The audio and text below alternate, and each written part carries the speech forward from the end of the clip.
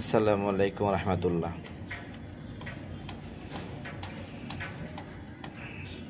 সম্মানিত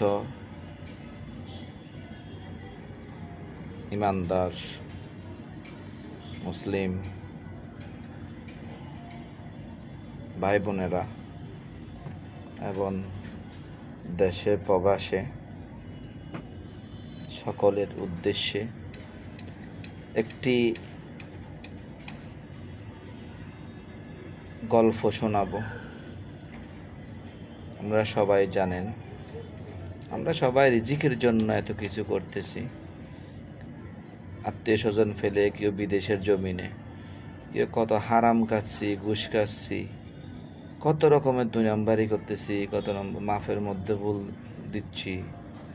অথচ রিজিকের মালিক হলো রাজ্জাক। রিজিক তালাশের জন্য এত কষ্ট করতে হয় না। আল্লাহ সকলের রিজিক নির্ধারণ করেছেন আমাদের সৃষ্টি করার আগেই।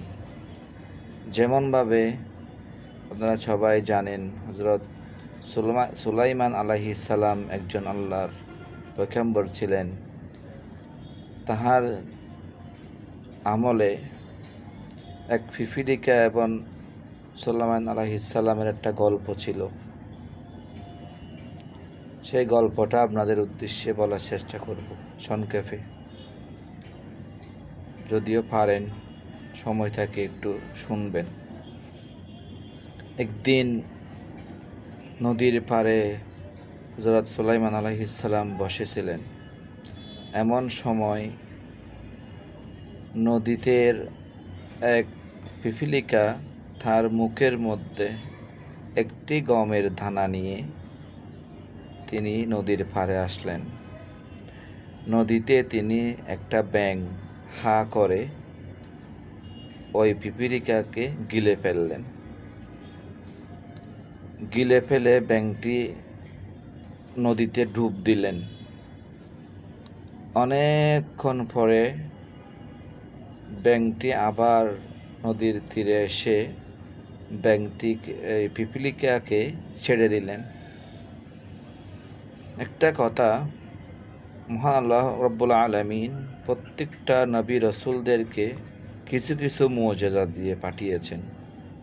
তাদের মধ্যে হযরত সুলাইমান আলাইহিস সালামের একটি অন্যরকম মুআজিজা ছিল যে তিনি পিপীলিকা থেকে শুরু করে আকাশের পাখিরা, জীবজন্তুরা, সকল মাখলুকাতের ভাষা বুঝতে পারতেন। আল্লাহ পাক সেই শক্তি, সেই শিক্ষা তাহাকে দিয়েছিলেন। তখন পিপীলিকাকে নবী জিজ্ঞাসা করলেন, তুমি কোথায় ছিলে, কেন ছিলে, কোথায় গিয়েছিলে? তখন পিপীলিকা উত্তর দিলেন, আমি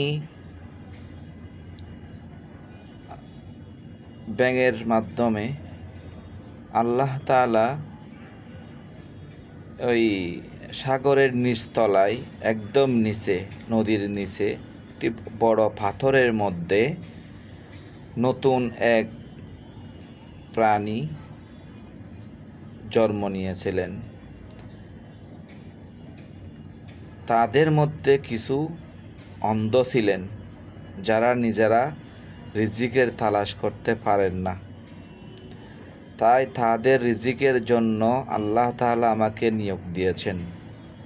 তাদের কিভাবে রিজিকের ব্যবস্থা করা যায় সেই দায়িত্বটা আমাকে দিয়েছেন। সুবহানাল্লাহ। ওই পিপীলিকার কথা শুনে সুলাইমান আলাইহিস সালাম অবাক হয়ে তাকিয়েছেন। ওই পিপীলিকা বললেন, আমি ওই নদীর শেষ প্রান্তে গভীরে যাওয়ার আমার কোনো ক্ষমতা নাই।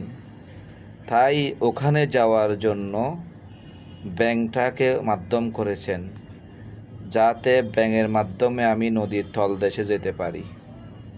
তাই ব্যাঙের মাধ্যমে আমি ওই পোকামাকড়ের কাছে যাই, ওদেরকে রিজিক দিয়ে, খাবার দিয়ে আবার আমি ব্যাঙের মাধ্যমে চলে আসি।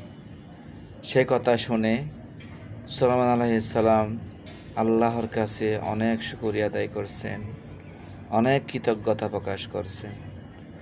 এ নিয়ে শিক্ষা নেওয়া যায় এ থেকে যে আসলে রিজিকের জন্য এত কষ্ট করতে হয় না। আল্লাহর উপর ভরসা রাখলে, আল্লাহর দেখানো পথে চললে, আল্লাহ এবং আল্লাহর রসুলকে অনুসরণ করলে, ধরে রাখলে আল্লাহ রিজিকের ফায়সালা এমনি এমনি করে দেবেন।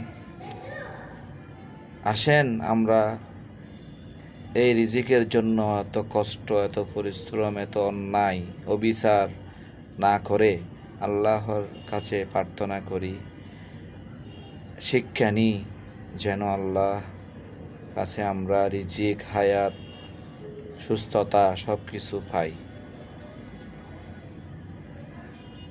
সবাইকে ধন্যবাদ জানাইয়ে শেষ করছি। আসসালামু আলাইকুম রহমতুল্লাহ।